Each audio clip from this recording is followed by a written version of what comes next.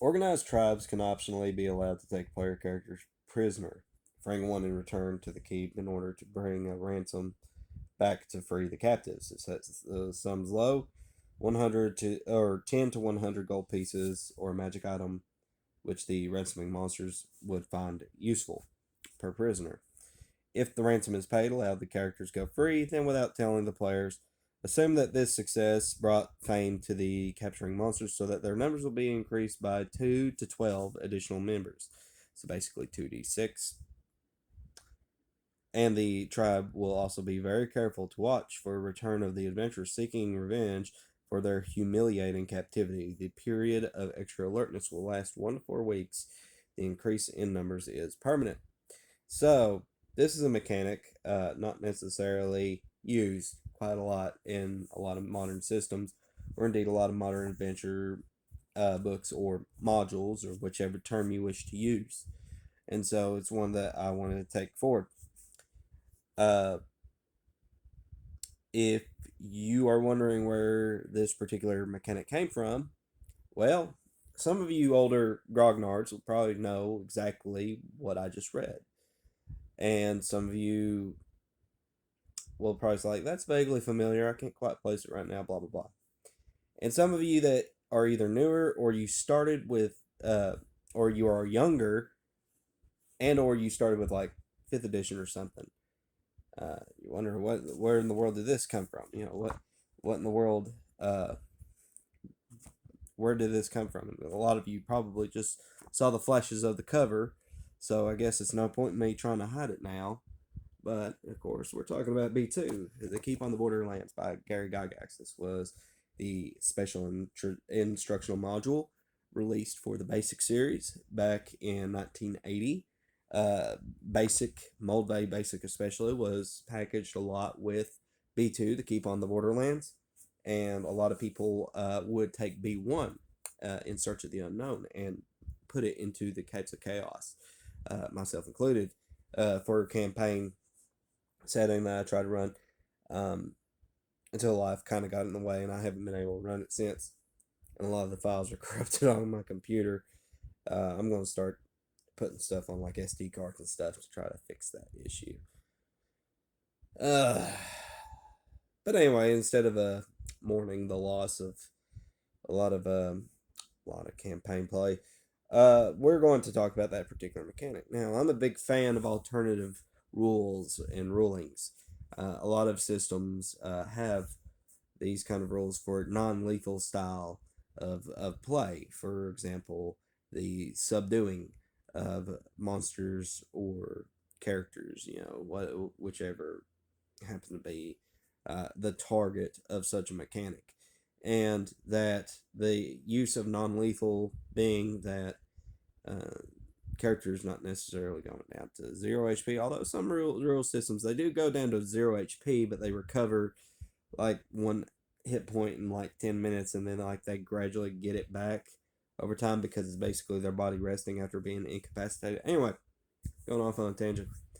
So anyway, the idea of uh, taking like the blunt end of your blade, or the hilt, or using the pole of the spear or the halberd, and like smacking somebody, or like just clubbing somebody and like not putting a lot of effort behind it to try to knock them out or something like that.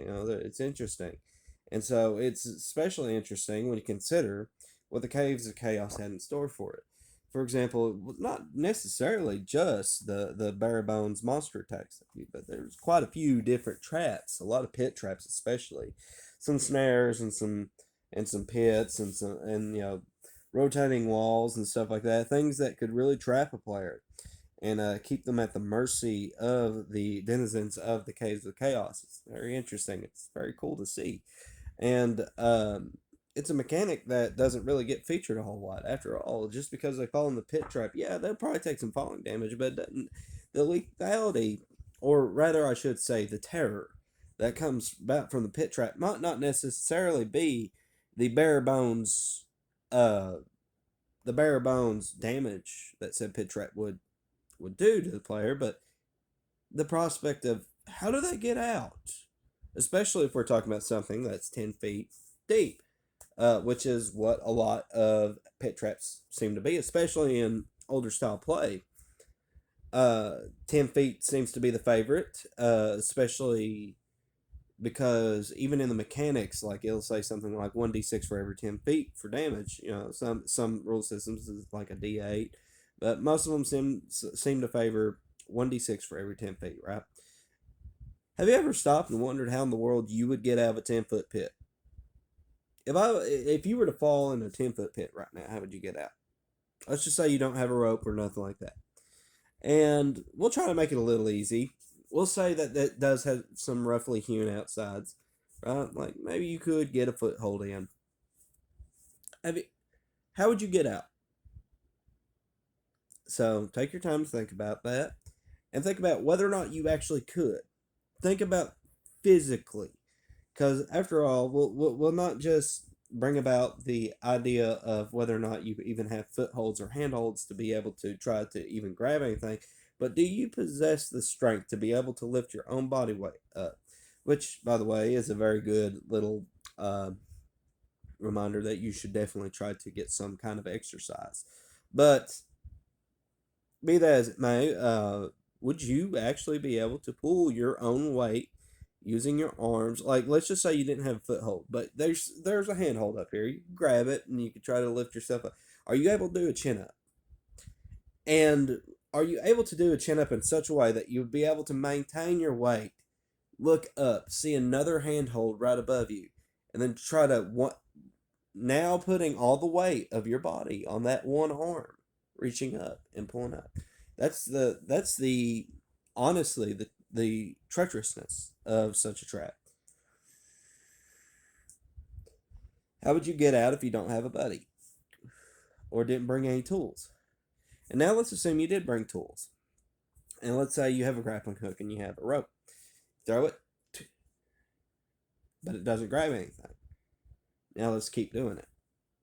How many times would you try until you start realizing that, oh, well, I don't think there's anything for this to grab a hold of? Now let's give you a buddy. Okay, we'll give you a buddy. Is your buddy strong enough to hold the rope? To grab a hold of it and hold on tight while you use like try to pull yourself up the rope.